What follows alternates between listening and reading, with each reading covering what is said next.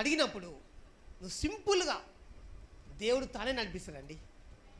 ఆమేన్. దేవుడు తానే నిన్ను నడిపిస్తాడు. అప్పుడు నీ జీవితం ఎట్టుంటుంది? నేను క్వశ్చన్ చేస్తున్నా మిమ్మల్ని, దేవుడు నడిపించే జీవితం సులభంగా ఉంటుందా, నువ్వు నడిచే జీవితం సులభంగా ఉంటుందా? అంతేనా కదా? దేవుడు నడిపించే జీవితము సులభంగా. దేవుడు చెప్పాడు మోషతోటి, నువ్వు నా ప్రజలను తీసుకొని రావాలి. అది చాలా బిగ్ టాస్క్ అది, కానీ సునాయాసంగా అయిపోయింది దేవుని ప్రకారంగా వచ్చేసరికి. అదే మోషే ప్రకారం అయితే, అందుకే మోషే ఇది అన్నీ గమనించే ప్రభు నా వల్ల కాదని చెప్పిండు. కాదు మోషే, నేను తోడుగా ఉంటా, నువ్వు నడువు, నువ్వు వెళ్ళిపో, నువ్వు తీసుకురాపో, నేను నిన్ను నడిపిస్తా అని చెప్పిండు.